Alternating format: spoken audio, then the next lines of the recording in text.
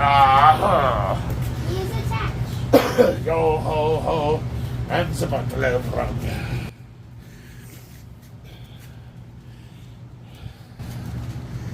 Skink Army.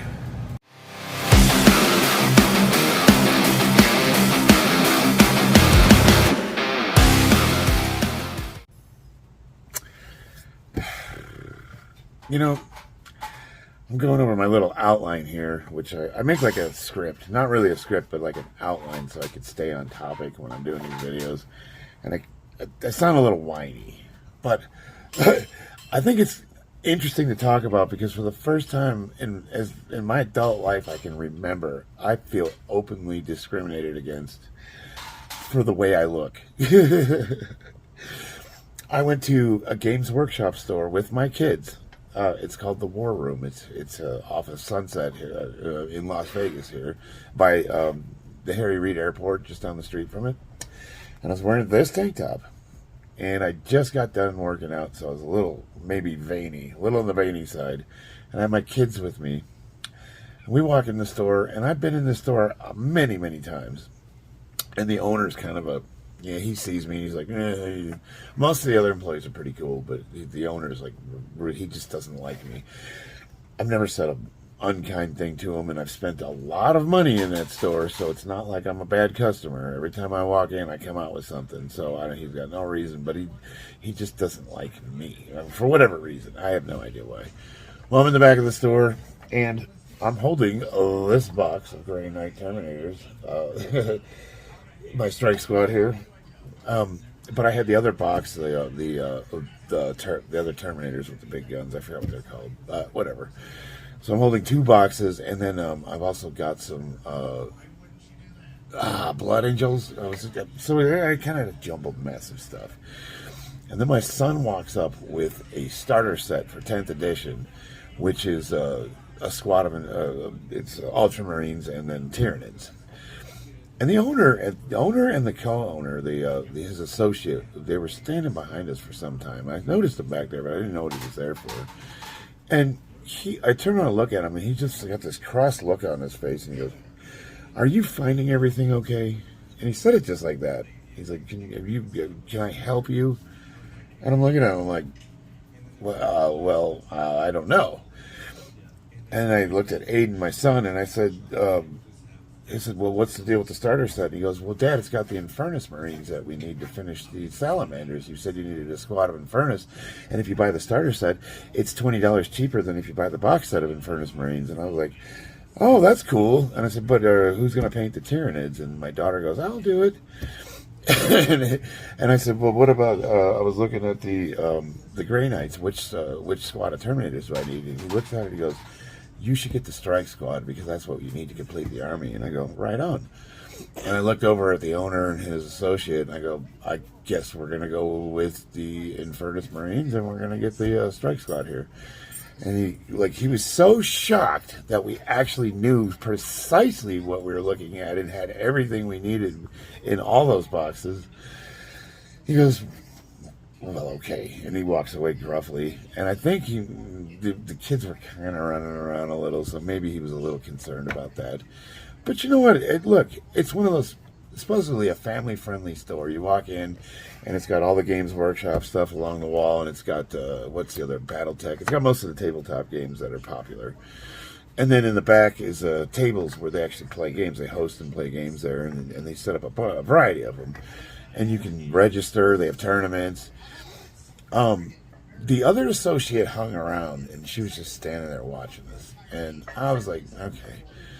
And she then made the comment, she's like, "You could, if you wanted to, you should get your kids involved. I bet they would love to start painting these figurines." And then my daughter walks up without missing a beat and goes, "Oh yeah, I'm working on a Seraphim army, and I've got skinks that I'm painting right now." And she showed the box, and it had 24 skinks in there. And she goes, "But Dad, I really want to paint this." And she had the McFarland Battle Sisters, the big figurine, but she got the gray one. She goes, "I really want to try the airbrush out." I go, "All right, sweetie, we'll do the airbrushes when we get home, but I got to show you guys later how they both work." And the kids go, "Oh, okay," and they walk off, and she's just like, "Huh." I'm like, "Yeah, Dick." don't judge a book by its cover. You know, I'm like, did I just get discriminated? That's so weird. And then I thought about it. I'm like, okay, I look like a meathead, and everybody else in here is like, yeah, he was one of those like man boobs, neck beard, you know, like I don't know. I don't want to discriminate against him. He might be a really cool dude. But if I was going to try to judge him by his cover, I would say he's the typical sweaty, you know, basement dweller with neck beard. You know what I mean? That's what he looked like. And that's the way he acted. And it's like he was gatekeeping in his own store, even though I've spent thousands of dollars in that place. The other associates are awesome, though. They're always super friendly. I just thought it was, I don't know, man. It was just a really weird experience. But that's not the end of it. So then I left the store. And I was kind of amused. I was like, man, that's kind of cool. I got discriminated against. I'm a meathead. I'm the Chad. And if they, you know, got to know me, they'd know I was like one of the biggest nerds that's ever walked through the front door. And then I looked at my receipt when I got home, and it was twice the amount of what it should have been. I got double charged, and I didn't pick up on it. I just rang it up. We got our stuff. We left. When I got home, I'm like, huh. And I couldn't help but wonder, did they do that on purpose? So I'm going to go back there, and I'm going to have a chat with them. I don't know, man. Just the whole thing didn't sit right with me. Now, as the evening progressed, we had a party. Co-workers. I used to work for a company called W.A. Richardson Builders. I'm a general contractor, and we're all still friends, and we all still get together. So they're having a party at my boss's house. As soon as I got there, we're walking in the backyard, and I'm not going to use names, but one of the guys ran up. He picked me up, and he's like, "Yay, good to see you." And he's holding me there, and I'm like, "Oh, he's had a few." He sets me down. He goes, "Man, you're light. You know, I thought you'd be heavier." And he looks at me up and down. And he goes, "What happened to you? You look like shit." I'm like, "Damn, all right." And everybody's staring at me, and I'm like, "Well, you know, I mean, I got done competing, and I lost a little bit of weight." And he's like, "Yeah, you did." And he walks away and didn't even let me finish speaking. It kind of put me on the spot, and I was like, I mean, yeah. Anyways, and people are then they were asking, you know, I don't ever bring up the fact that I'm a power lifter, but I guess me wearing the tank top is kind of showing off. Or trying to even if it's like not really like intentional, it is. You know, I'm kind of throwing it out there, like, "Hey, do you lift?" But I don't ever like talk about it. I don't ever bring it up. But invariably, somebody else always does. And I always feel kind of awkward about it, especially talking to people that aren't into it. Because, the conversation always gets weird. And later on, we're all sitting around, and he came up again, and he brought it up. And I think what he wanted me to do was wrestle with him or get into it with him so he could prove how strong he was to everyone. Because he just starts talking about how, like, it's stupid what I do and it's not real strength.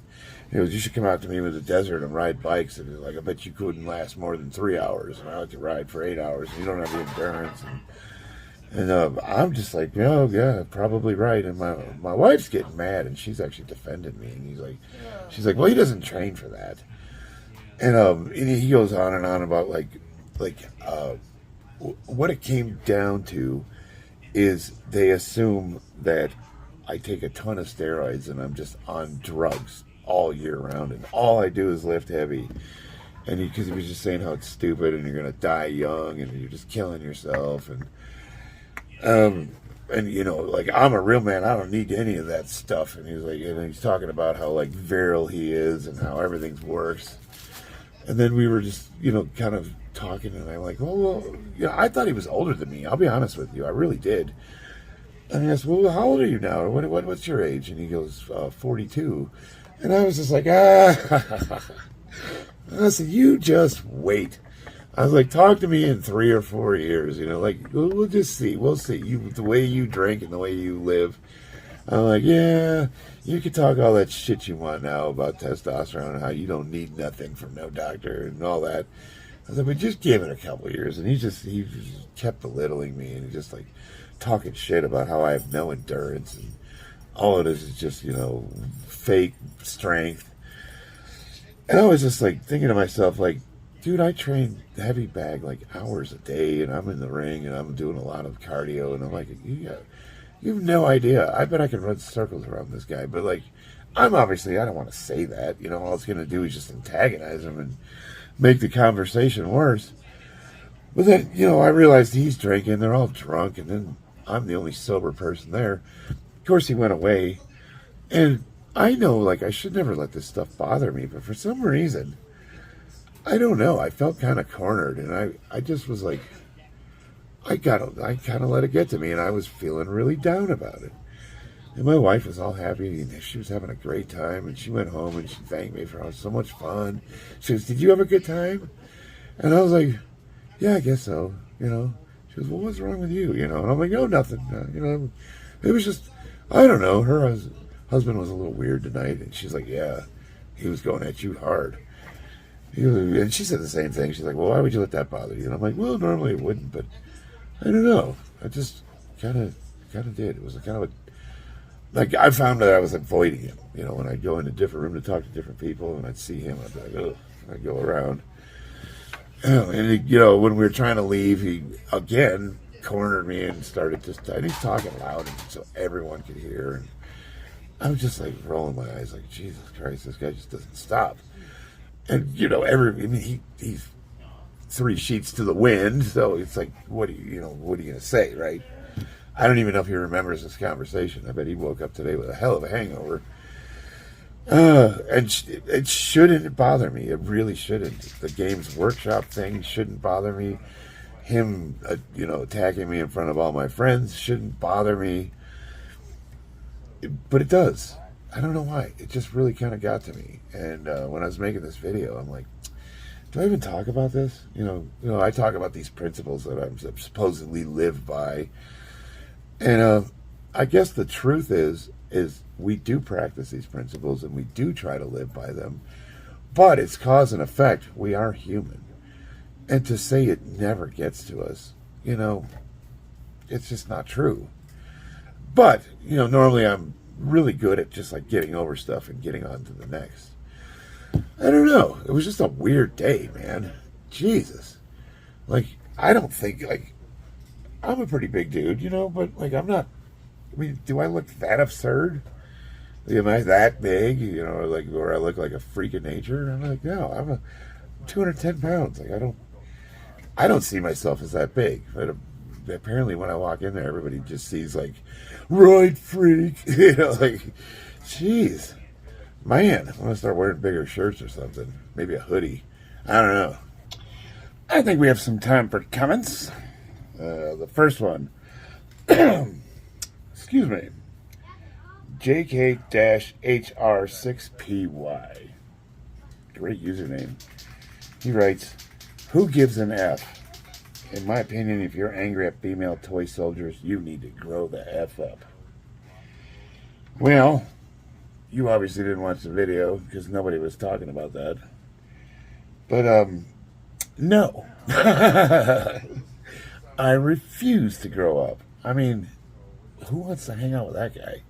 Could you imagine? Like, yeah, there's a lot of people that I work with that think this hobby's stupid and that we're all just, matter of fact, I was talking about anime with another ironworker. He had a Demon Slayer sticker on his hard hat. And I have a bunch of the Gundam stuff on mine, which none of the guys know what that crap is. So no one's ever mentioned it. He's like, he noticed it, so we started talking. And while we were discussing it, one of the ironworkers walks by, didn't even know he could hear us, and he goes, "You just this nerd talk?" And I looked at him and I said, "Yes, it is." And he just laughed and kept going. But that's how we're perceived by people. And this guy, hey man, it bothered you enough to like leave a comment. I am not going to grow up, and I'm not going to apologize for the things that I like or anything that I feel is important. But you know what I do wish? I wish guys like you could say that to my face. I really do. Oh man, but that'll never happen. All right, the next is Benjamin X1. More drawings, yes. I'm gonna do more drawings. I have some sketches. I wanted to work out a couple of ideas because I'm struggling with what do I do next, and I got a doozy planned, so I'm gonna probably start that. So I will have some more. What do you call it? We fast forward, just video time lapse. Yes, I'm gonna have some more time lapse drawings coming up here pretty soon. It's it's hard because I got to find like a quiet hour or two to sit there and do nothing but draw with the camera on. I guess I could pause, but since I'm using my phone, it's kind of hard to But I got some stuff cooking, so stay tuned for that. All right, on a more serious note, from Tornado 415, younger Warhammer fan by age and time and hobby here. This whole female custodies / Marines thing has been a non-issue for me. I have no strong feelings for or against it. It's a thing now, sure, whatever. Games Workshop can make their fictional story whatever they want it to be. I can, however, see why older fans like yourself find it tiring that everything has to be inclusive these days. And it probably hurts to see a beloved hobby art be easily and dismissively altered for the sake of politics. But maybe I'm already used to it because it's the generation I grew up in. For example, none of your childhood notes of mail time space really resonated with me because I didn't experience my childhood like that. And that's kind of what I wanted to talk about. Regardless, this type of thing will be expected of the younger generation and probably isn't going to be any different going forward. Society's changing, I guess, but you definitely aren't a bigot for asking questions. Cool art, by the way. Thank you. More to come, too. That part where you said, no, you resonated because you didn't experience that. That sucks. It does. It really sucks that you're being deprived of that because, oh man, think about it like this. Okay, my son's 12 years old, and him and his friends. Right now, they hang out, they play video games, they build Gundam models, and now he's got them doing Warhammer. And they make YouTube videos with Beyblades, and all that stuff's cool. I have no issues with any of that. I tried to get him into collecting Transformers, and he likes them, but he doesn't respect them. He keeps breaking them. It makes me mad. And my wife's like, "Are you sure you're buying those for him or you?" I'm like, that's a good question. But what is he missing out on? Well, when I was 12, dude, we were riding our bikes miles from home, and we were hanging out at reservoirs and starting fires and playing army in the woods, and we'd get everybody together, and everybody would have like water guns. That's what we had back in the day. We would go down to the park and get football games going. Man, we used to play basketball until the lights went out. We rode our BMX bikes all over Buffalo Grove and Arlington Heights, and by the time I was 14, we were like a friggin' street gang. Now, that is lack of supervision. That's no supervision at all. Now, I'm not suggesting that's a good thing. I think what it is now that I'm a dad, and I had my kids late in life, which is, I think, is a good thing. I didn't have my son until I was like, 36 years old? And my daughter when I was 40? Holy crap. The kids even said, like, when I was dropping them off at school, they're like, "You are the old. My parents are old." And I'm like, "Wow, thanks." I said, "But we're in the best shape." She's like, "Yeah, they are. They do think you're a freak of nature." I'm like, "Yeah, that's what I'm talking about." We might be old, but and it's sad. We are old, and my wife and I are in the best shape of all the parents that drop their kids off in that school. That is crazy to me. And there's no involvement from the parents. They don't do anything. They don't play sports. They're not into music.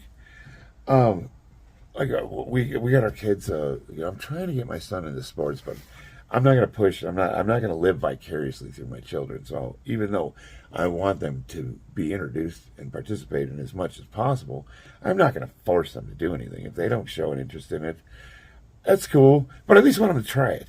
Try it. I don't know. Like, my son refused to get off training wheels, and he's almost 9 years old at the time, 10 years old. And I was just like, it's crazy. He just will not let me take the training wheels off. So there's some boys that live in the neighborhood, and I paid them $5.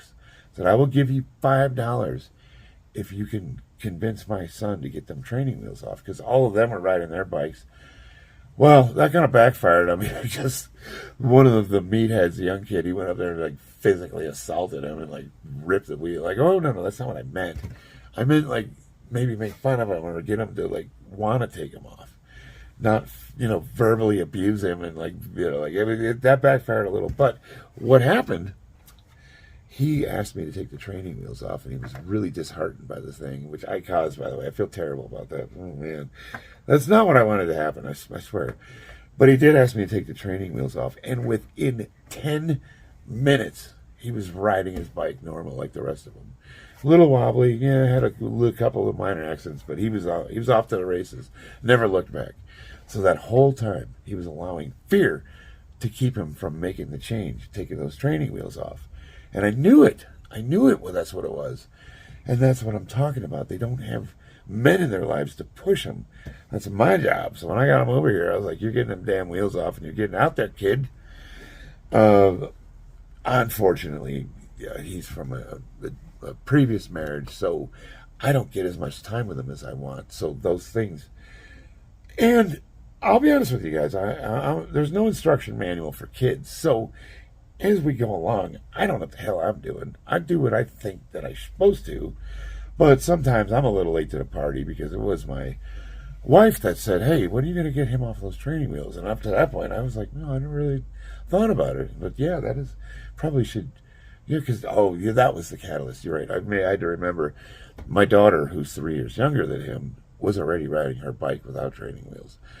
And he still refused to take them off. It wasn't until the other boys in the neighborhood started picking on him, which I paid them to do, by the way. He wasn't going to listen to me. He would not allow me to do it, but the other kids, peer pressure, baby. That's a great example, peer pressure. But the men's only thing, like, when I was growing up, I participated in, I was never a Boy Scout, but there was things of that nature where we'd all get together and we'd hunt and shoot guns and camp out in the woods and, do lots of cool stuff. We'd go to the mountains of California. We'd go to Colorado. We'd go to, just all over the place. And you guys are missing out on all that because nobody cares. Nobody cares enough about you to put you through that.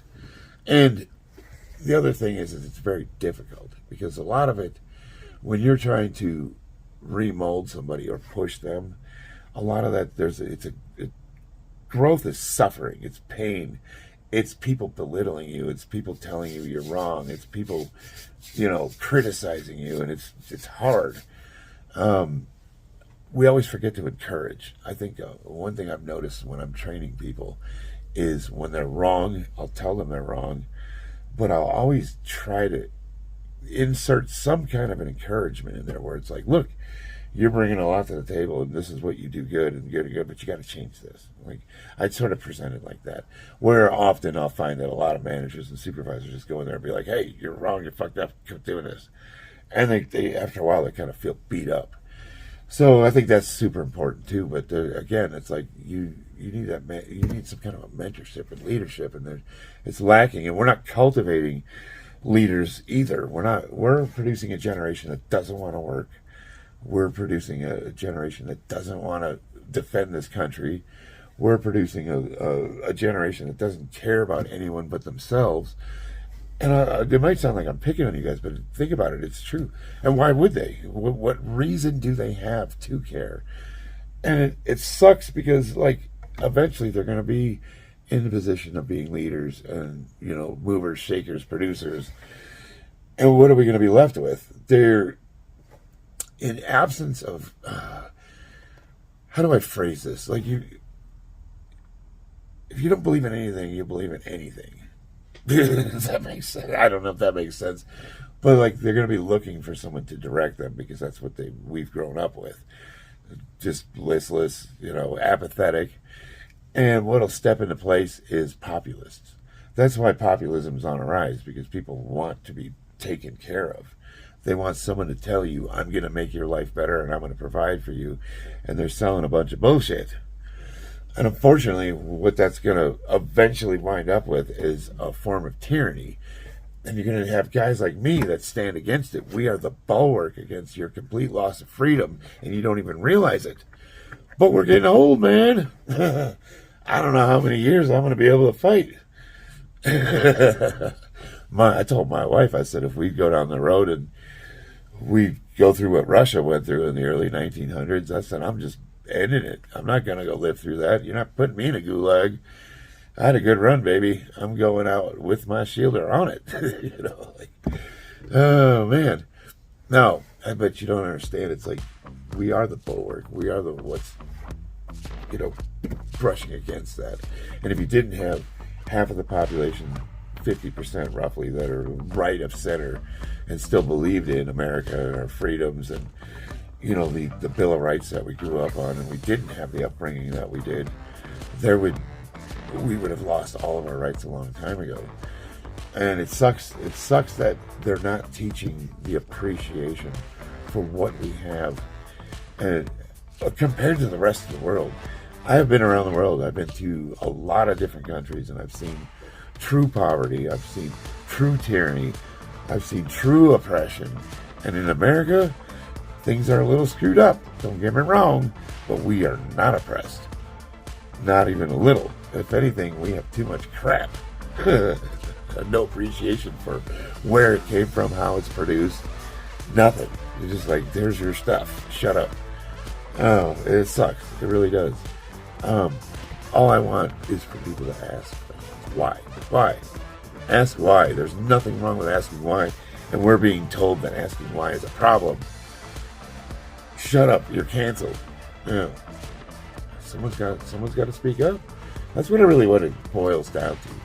This Games Workshop thing, even though it's about stupid little toys, it's a microcosm of a bigger issue that's taking over everything. And if nobody ever asks why, we lose everything. At least that's my opinion. What's yours? Put them in the comments. Man, these videos just keep getting longer and longer. I'm finding I'm really enjoying the discourse. I love these conversations, and I have a lot to say about it. I'm going to try to keep them a little bit shorter.